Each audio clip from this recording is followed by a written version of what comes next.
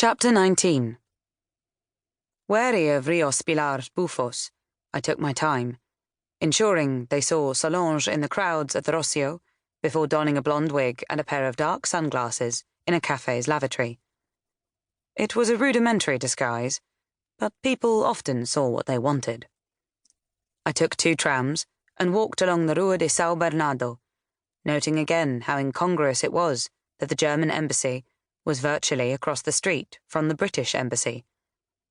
Continued down a handful of side streets to the address Matthew had given me. It was an office building, rather than a house per se. The sort favoured by small organisations that couldn't afford exclusive premises. The people coming in and out of the building were remarkably unremarkable. Much like the people who worked for special operations, who did a fair share of work at the flat in Orchard Court instead of Baker Street. It provided deniability, anonymity, and a venue away from the prying eyes of their neighbours. At 1:30, the lunch crowd returned to their respective buildings, and I fell into step behind a pair of middle-aged men with the slightly glazed look that comes with one too many lunchtime martinis.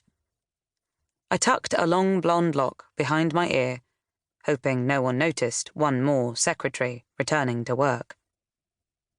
The man at the reception desk gave me a cursory glance as I swapped the sunglasses for a pair with clear lenses and tortoiseshell frames.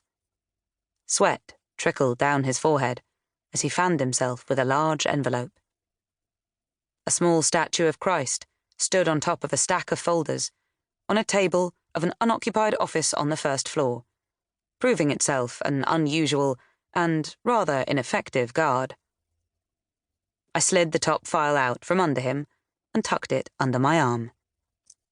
Cruised the halls until I glimpsed my godfather sliding into an office at the end. "May I help you?"